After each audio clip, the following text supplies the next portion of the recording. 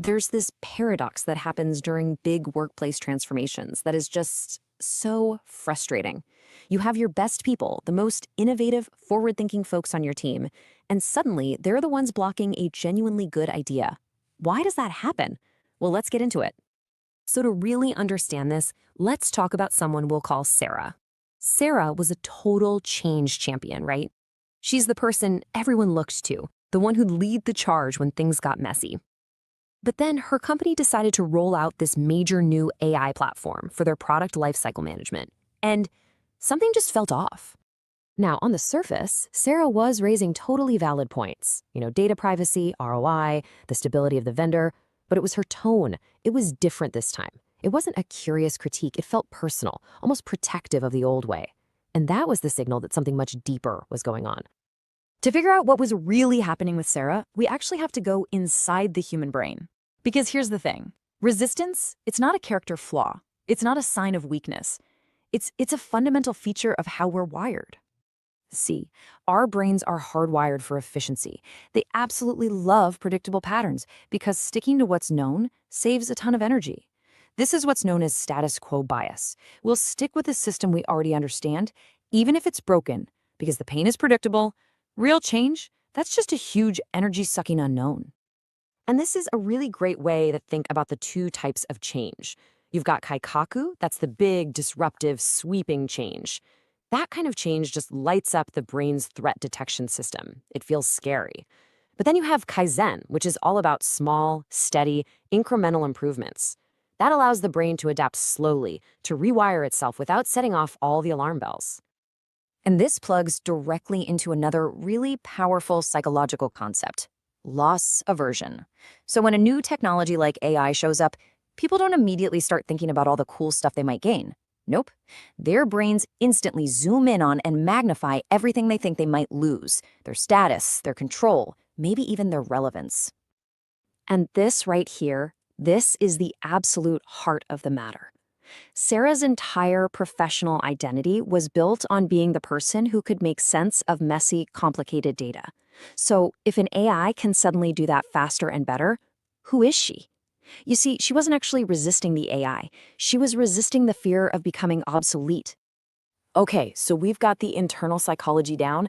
Now let's talk about how this stuff actually shows up in the real world, the patterns you can actually spot inside your organization. So these deep internal fears, they tend to bubble up in a few pretty common ways. You'll see things like the not invented here syndrome, or people needing a lot of social proof. Sometimes it's about hanging on to the illusion of control. And then there's one I call the expert trap. Sarah fell right into this expert trap.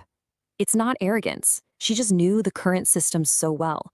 I mean, all the flaws, all the workarounds, the hidden skeletons, that she could vividly imagine 1,000 ways this new AI could just spectacularly fail.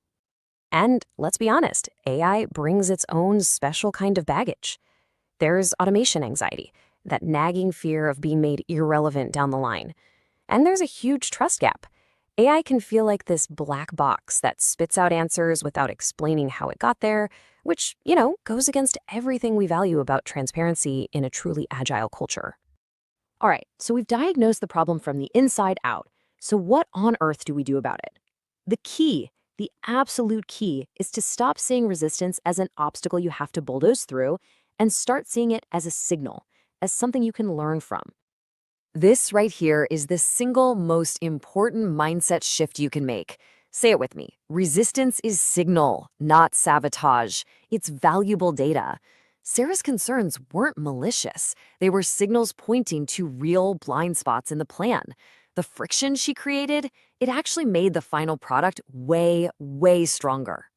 So the framework for dealing with this is actually pretty simple, but it's incredibly powerful.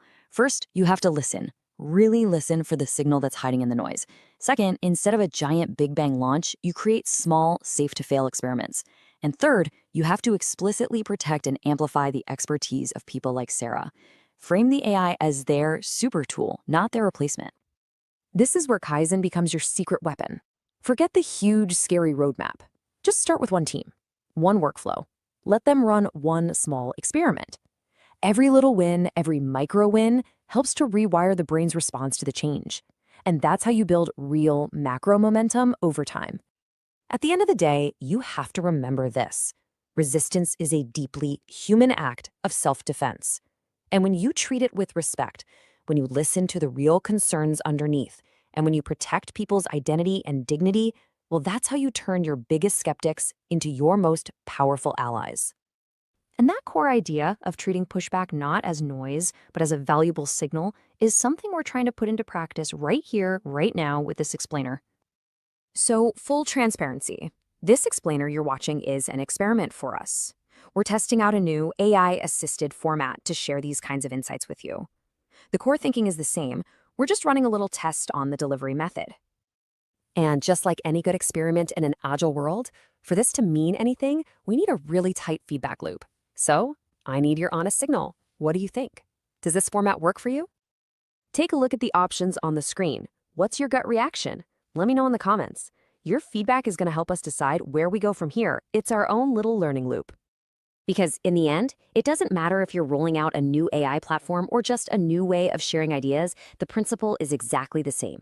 A true agile culture is all about embracing experimentation, valuing feedback as a gift, and then adapting based on what you learn. Thank you so much for being a part of our experiment. Your input really, truly matters.